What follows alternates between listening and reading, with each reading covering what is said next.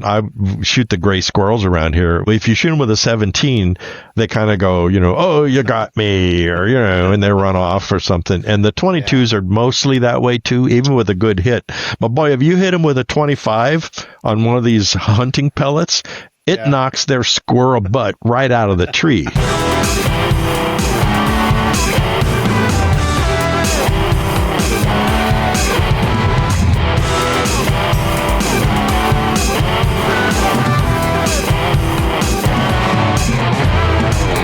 Hi there, and welcome to the Guns Podcast US, brought to you by Guns Magazine and sponsored by Ruger.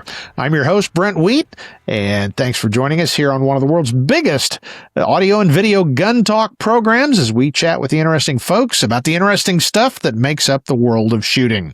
Before we get started, let's hear a quick word from our great sponsor, Ruger. Looking for a firearm that's rugged, reliable, and built in America? Ruger Firearms has been trusted by shooters for generations, offering everything from hunting rifles to everyday carry handguns. Whether you're on the range, in the field, or protecting your home, Ruger delivers durability and performance you can count on. Discover the full lineup, explore new releases, and see why Ruger continues to set the standard. Visit Ruger.com today. My guest today is none other than the inimitable official, unofficial co-host, Roy Huntington. How you doing, Roy? I've been called worse than that. Well, it's getting to the point. I mean, you're our official, unofficial co-host. I'm trying to think of new ways to introduce you each week, but do appreciate you joining us. And today we're just going to kind of argue and freeform a little bit. It was a topic that Roy actually brought up, and I think it's a good one. And this has been argued around countless ranges, locker rooms, campfires, deer camps, you name it, where more than one gun enthusiast or hunter or self-defense person is sitting, and the argument will start. So today we're going to cover the question of, if you only have one gun and one cartridge, what would it be? And the rules are pretty simple. Literally, somebody will give you can pick one gun and you can pick one single solitary cartridge, and that's all you can ever have forever. And we're going to talk about it. And actually, after you suggested it, Roy, then you kind of backtracked and said, well, I'm not sure what that would be. So in the intervening moments since we started discussing this, have you thought of one yet? Well, it's like, what 20 guns would I own if that's all I could have? Then that's a little easier, right? Yeah, of course. We don't want to do easy. No, what's the perfect deer rifle? Okay, well, I can talk about that and stuff, but I really didn't think of what it would be when I pitched that topic.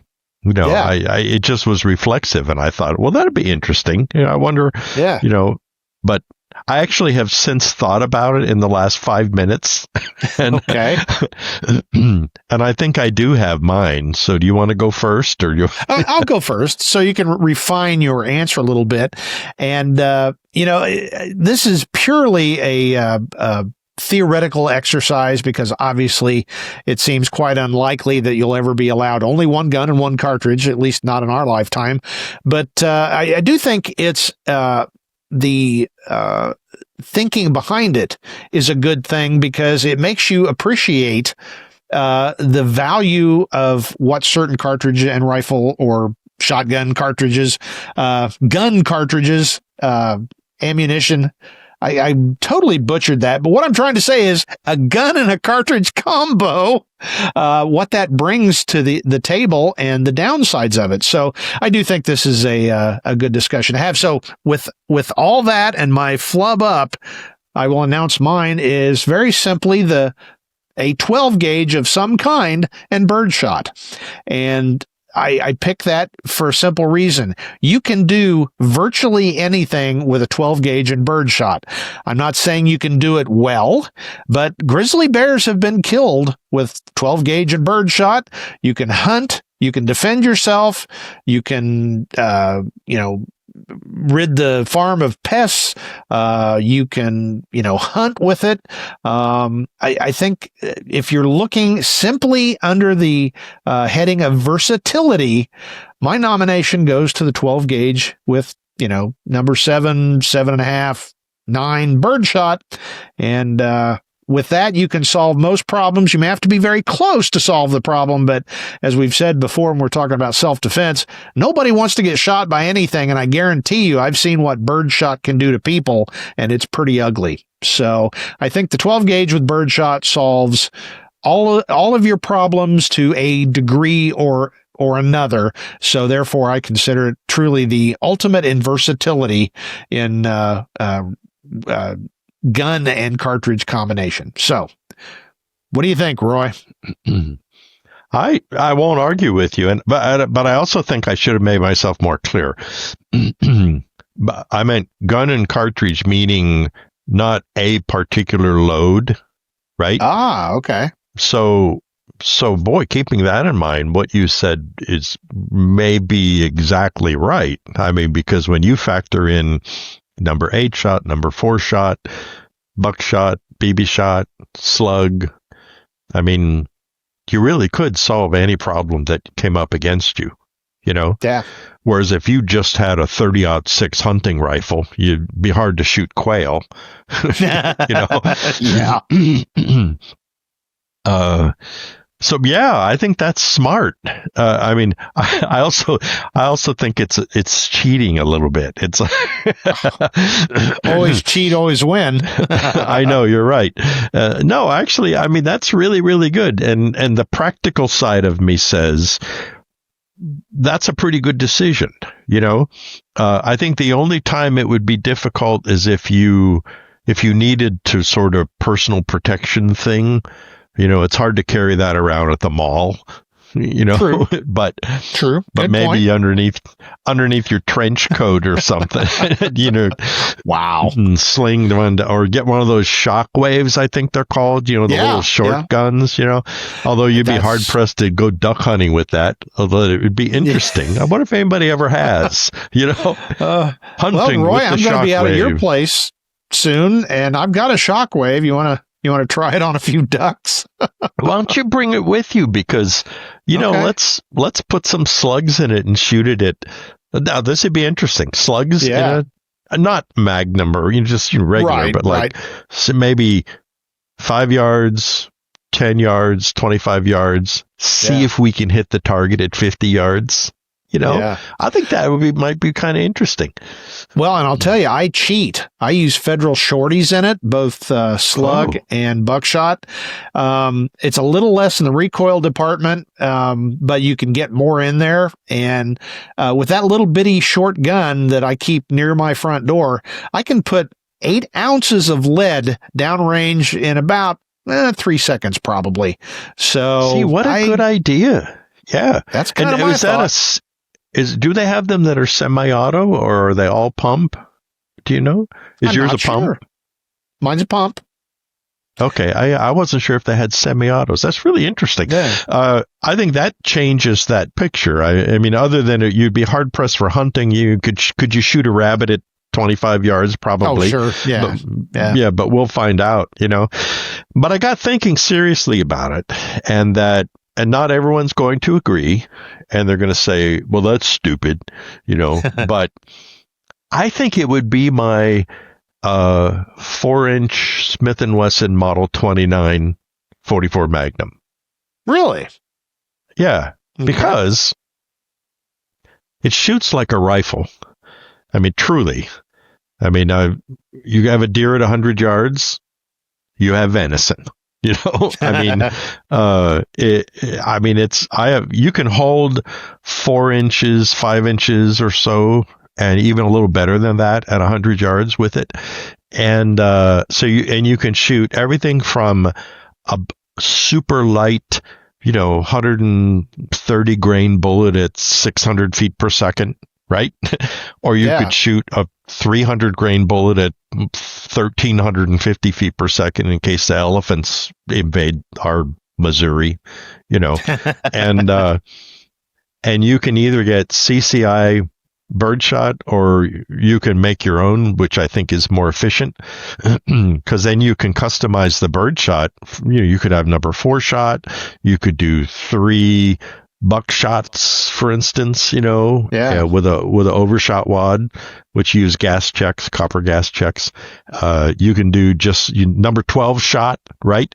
You want like dust shot if you want to shoot rats in your barn or something like that. And in a pinch, you could certainly carry it concealed. I have, Of course. And so I don't think it wouldn't be perfect if you weren't a reloader, but if you were a reloader, I think it would also accomplish a lot of things. I think with the right shot cartridge, you could shoot, like a grouse on the ground at 15 yards or something. I think that is within the realm of possibility. So, and it would be cleaned by the time you got to it. It would be cleaned or field by the time you got to it. So, I mean, because I almost said the 22. Yeah. I mean, I was this close to saying a 22, and I thought, like a 6.5-inch barrel Ruger single 6 with adjustable sights. Yeah. I mean, you could have 22 shot cartridges. You could have low powered 22 long rifle. You could have pretty powerful 22 long rifles. If you were good enough with the gun, you could technically take a deer if you needed to, a headshot or something at 40 yards. I mean, you could certainly shoot everything else that you would need to. Yeah, it's been done. You could defend yourself with it in a pinch, or maybe a Smith & Wesson style double action revolver would make better sense. You could accomplish the same job. So I mean, it was like right on the. I look upon my 4-inch Model 29 almost as like I do a 22, because I usually shoot very mild loads in it. 180s at 700 feet per second or something, just kind of plinking loads. And it's a lot of fun. It doesn't beat you up. But I really like the versatility of the fact that I can load it up like a son of a gun if I really want to. If you need to shoot through that car door. I mean, we're getting some wild boar here. I'm not sure I would want to take a wild boar on with my 22, unless I needed to.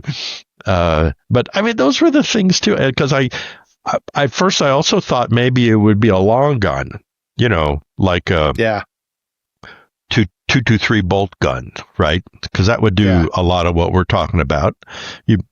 Anything you would probably have a likelihood to shoot in North America, short of elk or something, you could do with that.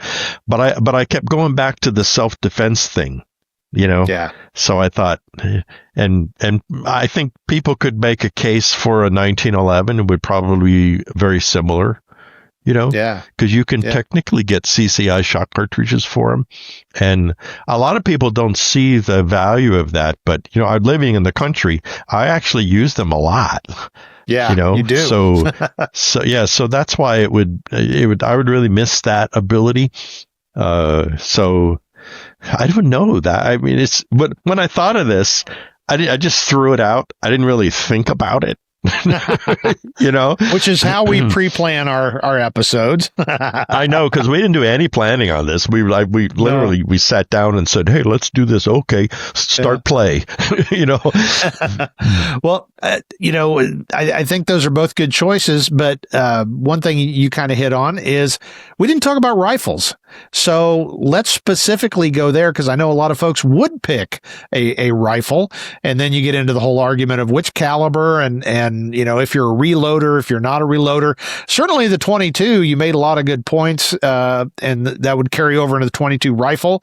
Very versatile, widely available ammunition. You can do a lot of things with it. You can even defend yourself with it. It's been done, as we can attest to. I don't know if I would probably go something a little bit bigger. You make a good point with the 223, maybe a 30-30. It's certainly a major caliber. The thing I like about the 30-30 is it's kind of an intermediate cartridge that can kind of do a little bit of everything. and it's widely available. You can go to about any country store that sells ammunition, and they're going to have at least one 30-30. The other thing might be a 30-06, which, especially if you're a reloader, you can go anywhere from varmint rounds to things that could take, I'm sure an elephant has been taken with a 30-06 and everything in between. So your thoughts on the rifle brigade, Roy? Well, I hadn't thought about it until just now. So I was listening to you going, well, yeah, I agree with that. Well, I don't agree with that. And and I was trying to play in my brain, what would I have? You know me, I'm partial to single shot rifles. And so True. I was trying to think in my world where I actually live, what would make the best sense, right? So I know I'm not going to hunt an elephant. I'm not going to hunt elk. I don't have to defend myself against any kind of bears around here, really. They're out there, but they just, they go, oh, and they run the other way. So, the only thing like that is if the pigs are starting to show up. So, maybe I might be out stumbling around on the property someday, and there would be one over there. And so I would probably go with one of those single shot rifles that I like to build off of Rossi's or CVA guns. And what I think I would do is it would either be a 357, which probably is what it would be. It would be a single shot 357 Magnum rifle with an extractor, not an ejector. That way I don't have to chase the brass all over the place. Because gosh, that's pretty darn versatile. So you could load a 180 at 1500 feet per second, I mean, you could shoot a bear with that if you had to. You could load any of the 38 specials. My favorite is to shoot 38 wad cutters, target wad cutters. And you could certainly load shot cartridges if you wanted to. So, I mean, I don't know, it's not a multi-fire take on the hoarding, renegades, but I mean, I don't know that I'm ever really going to need to do that, so that's what I would do. So, well, as you were talking, I just had a sudden realization. There's another category of gun we haven't talked about. And what about over-under combo guns? We just talked about it recently. I'm trying to think the model number. It was an Air Force Survivor.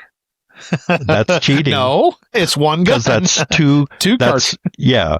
2 cartridges. It was one gun, one cartridge. So cheat. That's cheating. Well, I believe the official issue one is 22 Hornet over 410, but didn't somebody used to make those where you could get various combos up to like 20 gauge and maybe even 30-30? Do you remember those?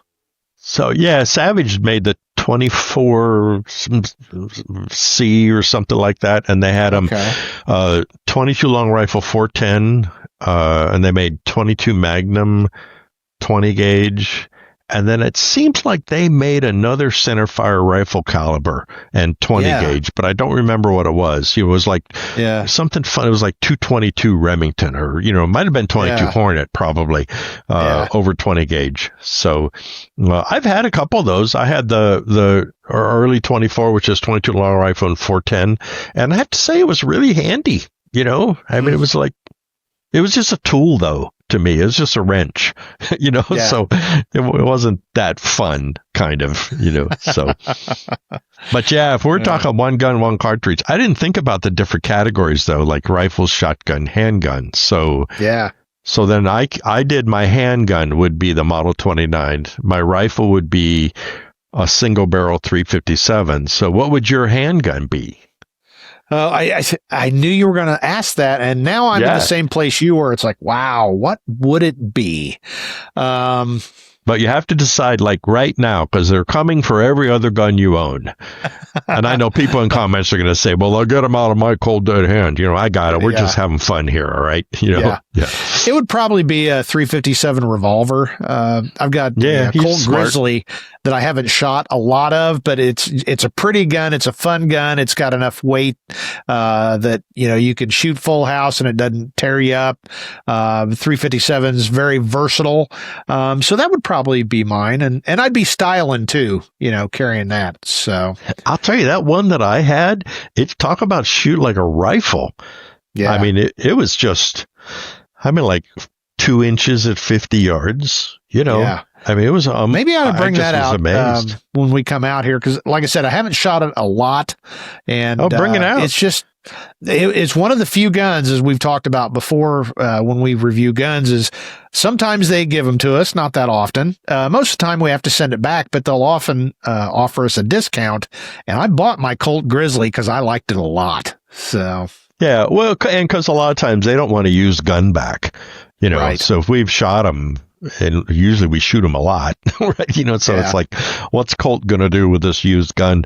But yeah, bring it, and I'll get you on the 100-yard gong here with it. I mean, and that'll be fun. It's unbelievable. It just shoots, and it has a really good action. Mine had like maybe the smoothest factory action I've ever felt on almost any gun. Yeah. Yeah. Okay. So 4-inch, 29 for me. 6.5-inch would be okay. I have one of those. Either one. I'm more partial to the 6.5, but I think the 4-inch would be more practical. So, and then a single shot 357. So you'd go with a 357 Grizzly and maybe a Shockwave or a shoulder fired shotgun. Yeah. If I had to choose that, I'd take a Remington 870, as I've talked countless times. When Roy and I were coming up at the cop shop in our era, you had to intimately know your 870. And if you didn't, you often did push-ups until you did. So that is one gun. I'm very familiar with the AR also. But you throw either one of those in my hand and I can make it run, and I can even, diagnose stoppages and things like that without much thought, because I've done it so much. And, I like shooting semi-autos. I like shooting all shotguns. I'm a shotgun fan, but the 870 is the one gun when I get it in my hands, it's like, I know where everything is instinctively. I know every sound it makes. I know when it makes a sound that it shouldn't make. And, it is truly, probably the one gun that I feel very connected to, as weird as that might sound. No, you're right. It's intuitive. I don't even think about it. I've got a couple, and I'm the same way with you. It's one of them I keep loaded with number 4 shot, and it's got a light on it, and that's my get the raccoons off my porch that are tearing apart my bird feeders, right? Yeah. But you're right. It's real funny is that you pick it up and you just know where everything is. Yeah. If I single load, I know just how to do that real quick if you want to. Yeah. And so that would be my shotgun. It'd be a shorter barreled 870, like a 18-inch, 20-inch barreled 870 cylinder bore. I don't really want a mag extension on it, because with mag extensions, it always makes it too muzzle heavy for me. I don't like that. Yeah. With a butt cuff on it, so you put 4 or 5 rounds in a butt sling or something. I don't like the side saddles, because they always get in the way. And I like to carry an 870 around the receiver. Yeah. So if it has that side saddle thing, gets in the way. Yeah. And just the stock sights are fine with me. The little bead on the front, it seems to work just fine. Because I shot one with that Federal, what was that? They called it. It's like a extra accurate, buckshot load. Yeah. Do you know what I mean? Yeah. I can picture Federal. When that came out, I shot hundreds of them. What? I know what you mean. Federal. I don't remember what it's called, but anyway. Yeah. Because normally at 25 yards with standard old-fashioned buckshot, it'd be like all over a B-27 silhouette target, and you get 1 or 2 hits maybe. Well, the first time I shot this out of a cylinder bore gun, I ended up with like a 8-inch paper plate group in the middle of the target, and it was like, this is game changing, Exactly. I had the flight control wad that was, because we patterned our guns, and at about 25, it was dinner plate size, which is a nice spread at that distance that, it would put a bad hurt on a bad guy. So the only thing I disagree. Good. The only thing I disagree with you is the side saddle, and simply because all of our guns, from pretty much when the side saddle came out, had them. And so of all the training I've done and all the operations I've carried a shotgun, I always had a side saddle. So my personal guns, I don't put a side saddle on. I'm more of a butt cuff kind of guy. But yeah, it's funny. I'm like you. I felt like they were kind of in the way. They do keep the ammo real fast, and boy, you can load fast. But when I didn't have to put it on my guns, I don't. So I'm a little surprised I didn't say a lever action 30-30. I confess. I'm a little surprised, but I think I just really like that versatility of the 357, just like you did, Yeah. Of course, in a perfect world, then I would have my 29 would be a 27 and it'd be 357 Magnum, right? Yeah. And then you'd have those both be the same, but we're supposed to just be talking about one. So if you really could only have one rifle, the more I've thought about it while we've been here doing this, I think it would be one of my bolt action and shoots 22 Magnums. Really? I think that's what it would be, because this thing will shoot 3/4 of an inch at 100 yards on a non-windy day, right? Yeah. And I mean, that's a dead deer. Shoot him in the ear at 100 yards, and you could eyeball shoot a pig if you really needed to. But other than that, the 22 Magnums, it's my most used cartridge around here. Coyotes and groundhogs, and the list goes on, right? Because if we don't keep them down, they take over. Yeah. Definitely. But yeah, it's a good defensive round if you need to. Yeah. You can carry a lot of ammunition. So, well, I was sitting here thinking, and I would even throw the 6.5 Creed, and I know you're not a huge fan of it, but it's a good cartridge, and it's a nice, again, kind of an intermediate, not a lot of recoil. It's got very flat trajectory, et cetera. Great BC. But I think the bigger point to tease out here is that we'd both choose bolt actions. And, I've got plenty of semi-autos around here. I've certainly got my share of modern sporting rifles, but if you are literally down, there's nothing simpler than a bolt action. Yeah, they can break, but even a gun plumber, as we talked about in the last episode, can fix them. Or even if they can't fix it, at least you can get a one shooter out of it. So I think really bolt action is the way to go, whatever you choose. I think 6.5 Creedmoor, because this will get every hate and discontent here. It's not that I dislike it. It's just that I don't think it's the answer to everything, like people always say. I will agree. I mean, because if I'm going whatever deer hunting tomorrow and I'm out to 500 yards, and someone hands me a 308 bolt gun that's accurate, I'd say, okay, thank you. If someone handed me a 7mm Magnum, I'd say, okay, thank you. 6.5 Creedmoor, I'd say, okay, thank you. Right? Yeah. Although I will say this, I just got done testing one of Springfield Armory's Waypoint bolt action rifles, right? Yeah. It's a really nice gun, like uber super duper nice gun, right? Yeah. And they sent it to me. It's in 6mm Creedmoor. Which I had never really heard of that. I knew there's all those 6mm PRCs and ATWs and all those.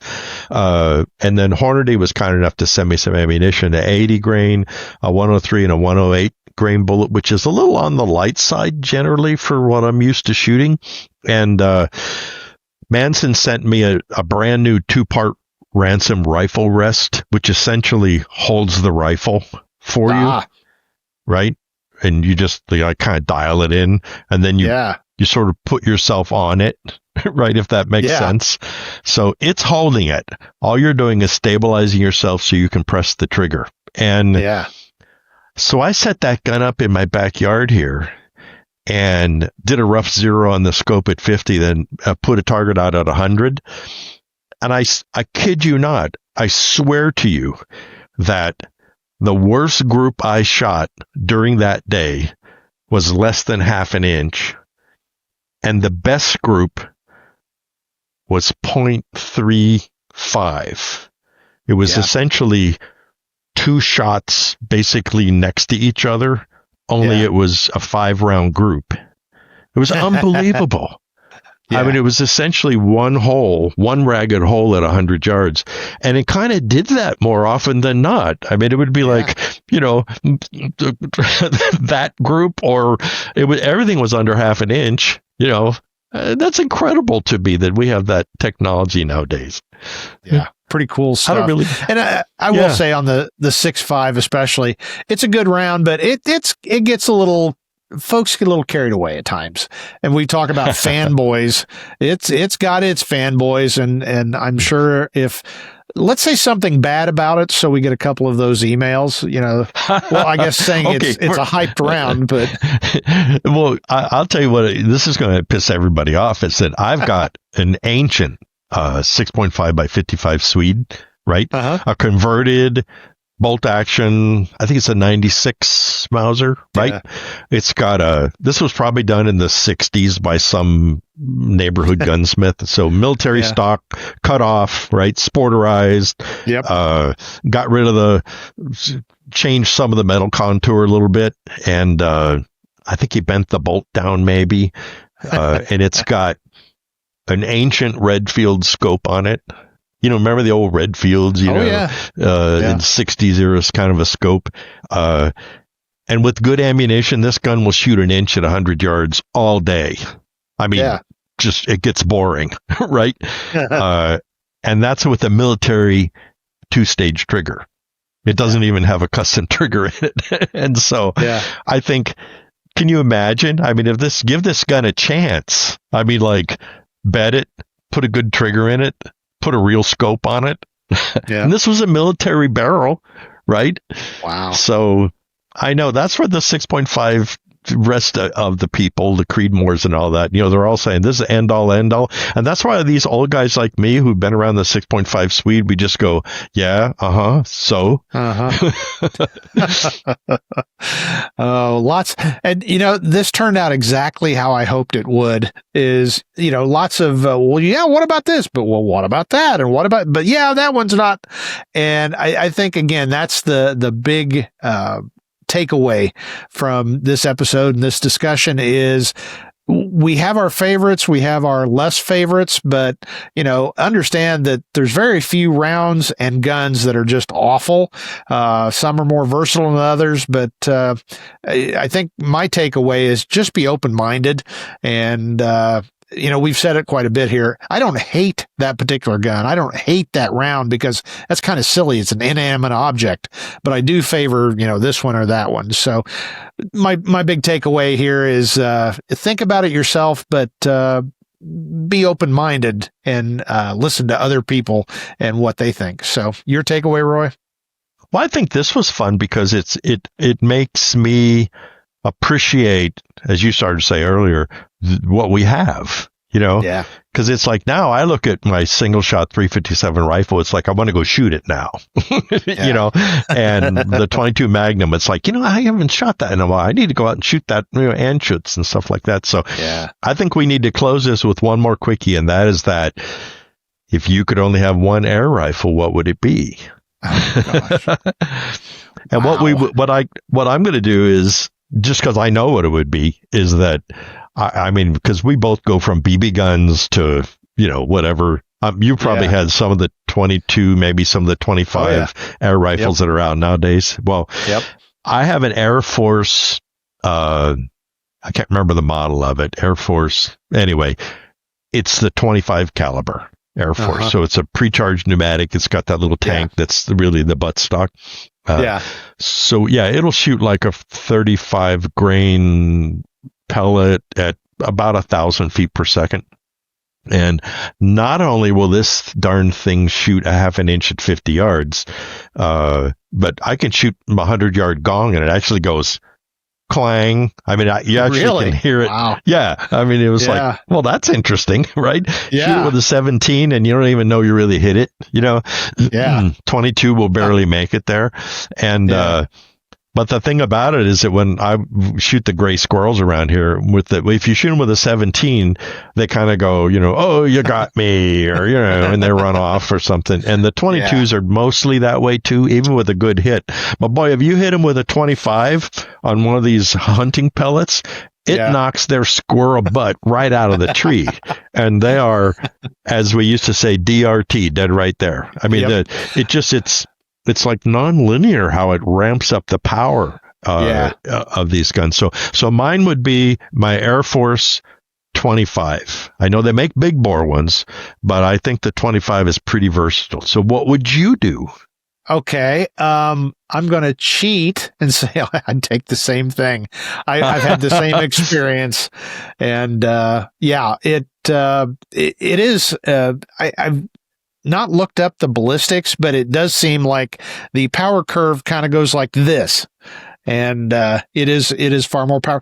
Other than the pre-charged pneumatics are great and super useful, except you got to charge them. And if you don't have a scuba tank or an air compressor, both of which are somewhat costly, they can be a pain. So then you get into the piston guns, and I got a bunch of those in the closet, and I got to tell you, I went on a nationally known squirrel hunting event, and I've told this story a little bit before, that we used piston guns from a major manufacturer, and I didn't like it because most of the squirrels got away. And it's going to be very disappointing, especially in 17s. I don't own one anymore, So I cheated, though, and I have one of the little compressors that'll run this tank up to 3,000 PSI. Yeah, those rock. They rock. They're loud. Yes. And it takes like about a half an hour because it runs, and then it cools down, and it lets the tank cool down, and then it runs. But it does make it really nice. I would say, though, and I promise this will be the last of it, that the most funnest air rifle I have is one that you will shoot when you come here. I just got it. I actually spent my own money on it. Amazon, $125. It's a Crossman, and it looks like a CO or a M1 carbine. Really? So it's CO2 powered. It uses two CO2. So, little cylinder things at the same time. So you have twice as much volume and everything. Yeah. Only it's select fire. So it's full auto or semi-auto. And unlike most of these where you have to load this magazine like one BB at a time. This thing is brilliant. It's got a bulk. You dump like a whole gazillion BBs in this thing. And then all you do is you tilt the rifle down and you slide this rail out, and then you push it back in, and that loads it. So, and it shoots. How cool is that? I think it's like 2,000 rounds a minute. I mean, it shoots so fast. It's unbelievable. So I got it when it was still summertime here. And I used to go down to my pond here, and I used to chase dragonflies with it, which I never hit one. I know I never hit one, so don't everyone relax, But it was so fun because they would fly like, Japanese Zeros attacking the fleet or something, and I'd open up on them with this thing, and it would splash in the water behind them. It was great fun. One of my favorite stories from the author Peter Hathaway Capstick, he had one of the early ones, and he talked about... I know what you're going to say. Backyard... Yeah. The backyard hunting. He called them DFB something. They were Dragonfly Blue, and he did smack one, and it, went to town. But that looks sounds very cool. And I know somewhere in my gun stuff, I traded one time and ended up with a whole case of those CO2 cartridges.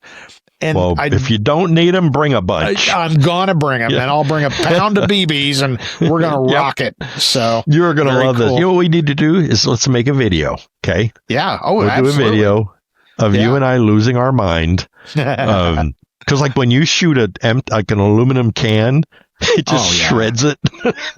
You'll see. All right. We're out of control. Okay. We have to stop. Yeah. Well, I'm going to be at your house next week, and it'll get out of control, and much shooting will be held. So look forward to some video from all that. But anyway, we do have to shut this thing down. First, let's get a one last word in from our great sponsor, Ruger. Whether you're on the range, in the field, or protecting your home, Ruger delivers durability and performance you can count on. Discover the full lineup, explore new releases, and see why Ruger continues to set the standard. Visit Ruger.com today.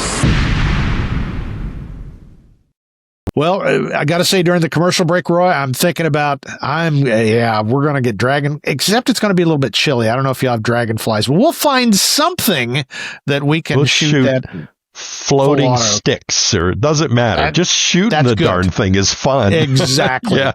We'll definitely be doing that. Well, anyway, thanks for joining us here on the Guns Podcast US, brought to you by Guns Magazine and sponsored by Ruger. Of course, I am your host, Brent Wheat, and on behalf of our unofficial, official, yet unofficial co-host, Roy Huntington, as I always say, now get out there and get shooting.